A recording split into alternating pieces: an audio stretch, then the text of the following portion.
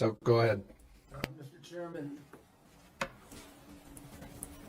this represents the affidavits of the witnesses that we didn't have the time to call. Yeah, make sure that the button's pushed. Thanks. Go ahead. This represents the affidavits of the people that we didn't get a chance to call.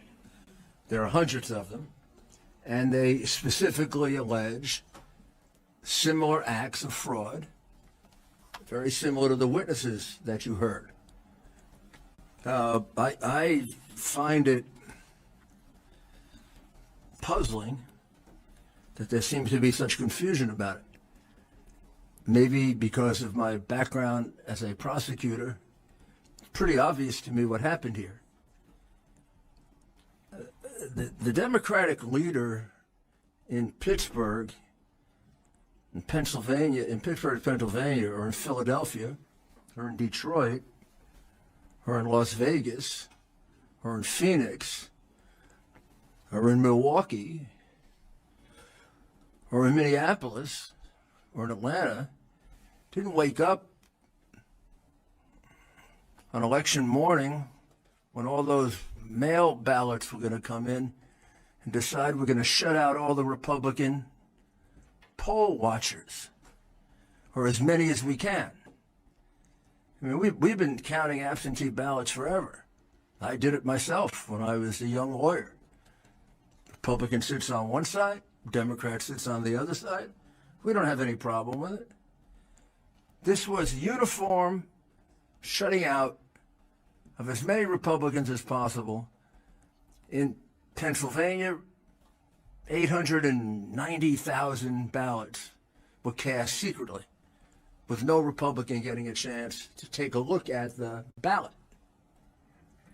And in Pennsylvania, there are 600,000 more votes counted, mail votes counted, than mail ballots they can find. This is a swindle. It's a con job. It's a theft of an election. And it was carried out by the same method in the city of Detroit. And with all due respect to Detroit, several analyses of corrupt cities, my city, New York, comes ahead of Detroit. So I'm not saying this with any pride, but it happens to be one of the most corrupt cities in the United States. On any measure, I just checked online here, it comes in 4th, 5th, 3rd, 7th, 8th. Several times New York comes in ahead. So I wonder why the confusion about what happened. They stole the election. Not the first one they stole, not the last one they're going to steal unless you do something about it.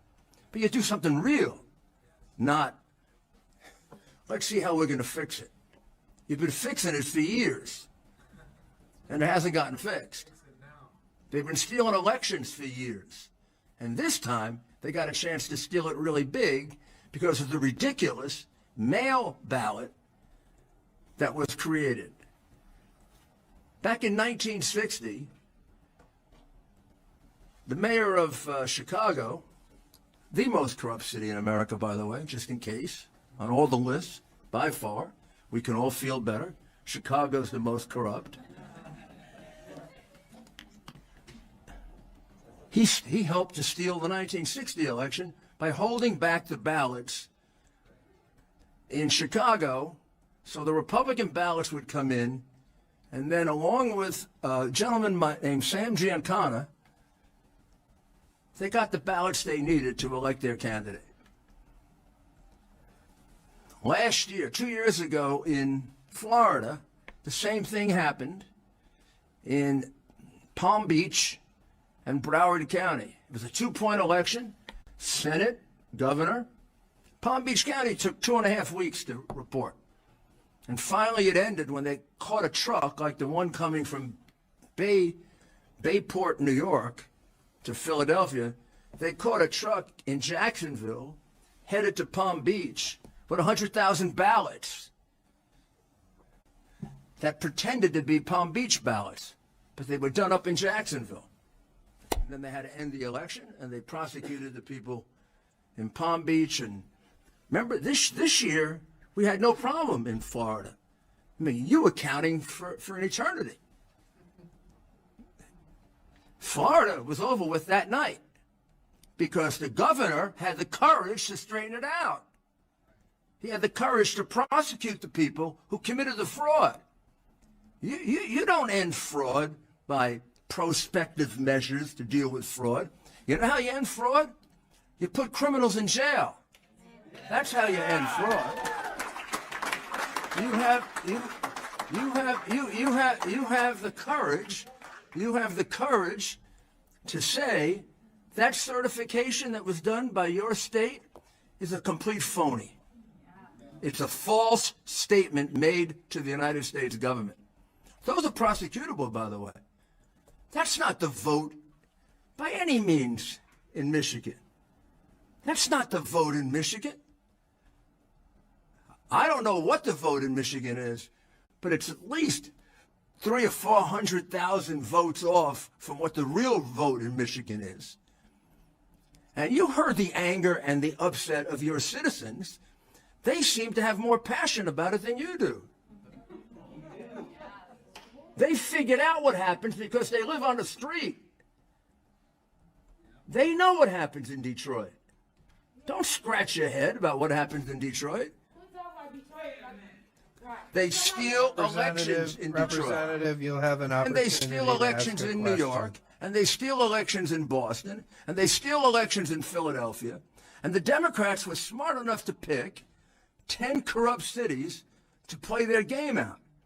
10 cities in which they could get away with it. 10 cities in which they could go into court and find a hack judge that will decide anything they want.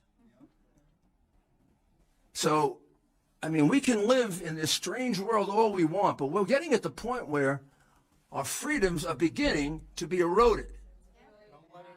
Our right of free speech has been eroded substantially by the censorship imposed by big tech, big media, big corporations, and the Democrat Party. Our right of freedom of religion,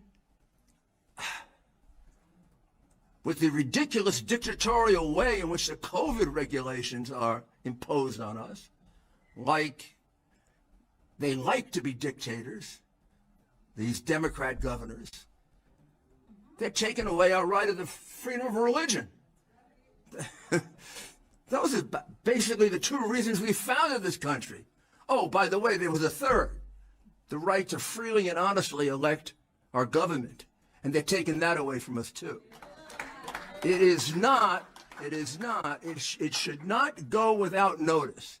And you should spend time taking a look at Pennsylvania, look at Philadelphia, look at Pittsburgh, look at how eerily similar it is to what these people testified to. Read the rest of these and see that there are hundreds of people that back them up. That election center in Detroit was a disgrace. You should be ashamed of it as citizens of Michigan. I would be ashamed of it if it was in New York, and it could easily be in New York. And I would do everything in my power to make sure it never happened again.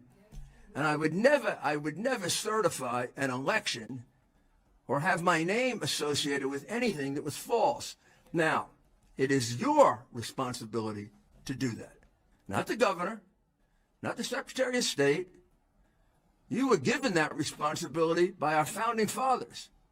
They decided who would be the final arbiter, who should overlook a presidential election.